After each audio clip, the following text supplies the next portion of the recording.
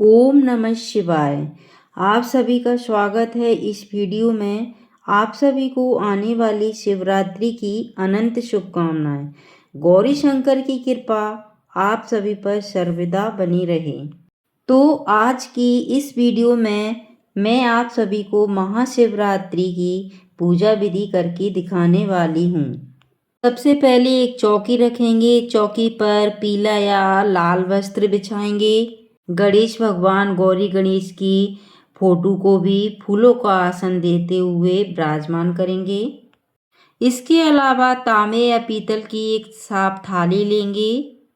थाली थोड़ी बड़ी ही लेना है और उस पर प्लेट रखेंगे। बेलपत्र का आसन देते हुए यहाँ पर हम शिवलिंग को विराजमान करेंगे। और अगर आपके पास शिवलिंग ना हो तो आप मिट्टी से पार्थिव शिवलिंग बनाकर उनका पूजन करें।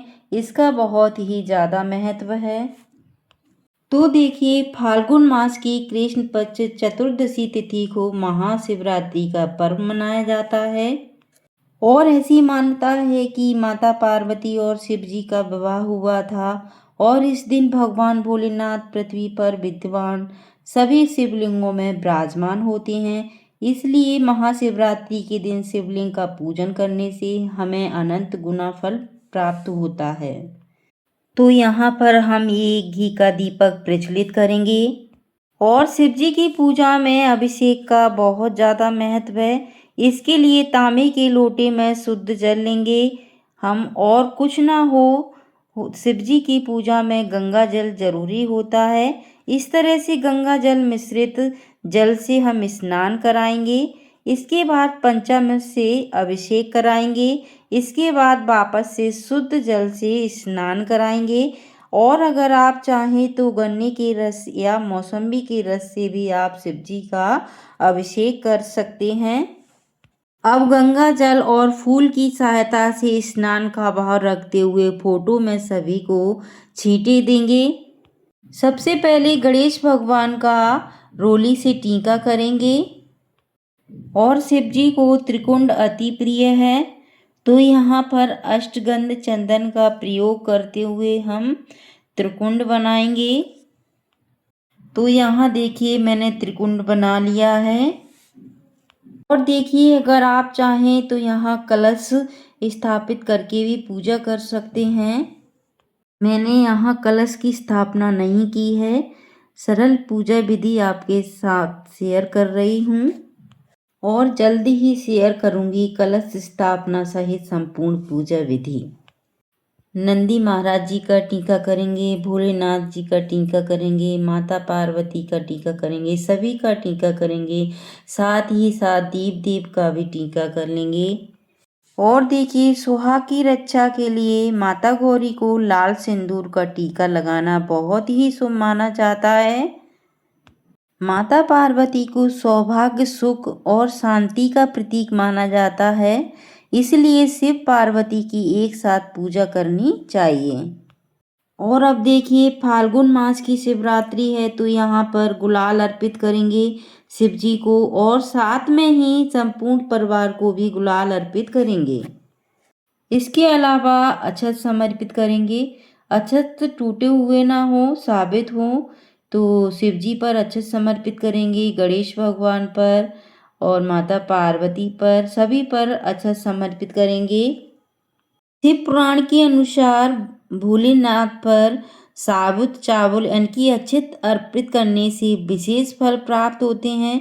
मुख्य रूप से इससे अखंड धन, वैभव, सुख, समृद्धि की प्राप्ति होती है और आर्थिक तंगी दूर होती है। काले तिल अर्पित करेंगे। और यहाँ देखिए, मैं सूखी भांग भोलेनाथ को अर्पित कर रही हूँ। अगर आपको हरे पत्ते वाली भांग मिलती है तो आप वो भी अर्पित कर सकते हैं।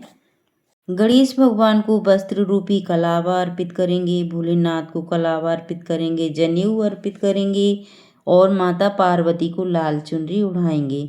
और गणेश भगवान को लाल पुष्प अर्पित करेंगे।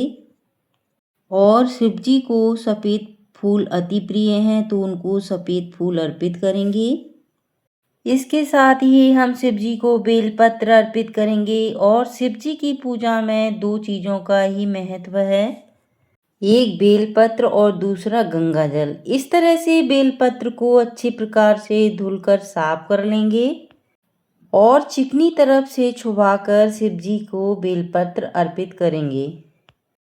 तो आप 5, 7, 11 जितनी आपकी इच्छा हो उतने आप बेलपत्र अर्पित कर सकते हैं। और शिव जी की जो भी प्रिय वस्तुएं आपको मिल जाती हैं, जैसे भांग, धतूरे का फल, आंकड़े का पत्ता, आंकड़े का फूल, बेलपत्र, ये सब वस्तुएं शिव जी को प्रिय हैं, तो आप ये वस्तुएं अर्पित जरूर करें। इसके अलावा शिव जी पर इत्र अर्पित करना है, गणेश भगवान पर इत्र अर्पित करना है, माता पार्वती पर इत्र अर्पित करना है। सभी पर इत्र अर्पित करने के बाद और देखिए, महाशिवरात्रि व्रत का धार्मिक और आध्यात्मिक महत्व अत्यंत गहरा है, जो आत्मा की शुद्धि, मनोकामना पूर्ति और भगवान शिव की विशेष कृपा पाने के लिए रखा जाता है। और इसके साथ ही देखिए, महाशिवरात्रि पर बेर विशेष रूप से अर्पित किए जाते हैं। भोग में तो बेर मिल जाए तो वो भी अर्पित कीजिए, और साथ में जो भी ऋतु फल हैं तो वो भी अर्पित कीजिए। महाशिवरात्रि पर शिवजी और माता पार्वती का विवाह संपन्न हुआ था, तो इसलिए माता पार्वती को सुहाग सामग्री भी अर्पित करेंगे। माता पार्वती सभी सुहागन को सुहाग देने वाली देवी मानी जाती हैं। यथासंभव दक्षिणा अर्पित करेंगे पूजा में रही कमियों को पूर्ण करने के लिए। साथ ही साथ जल से भरा एक पात्र रखेंगे।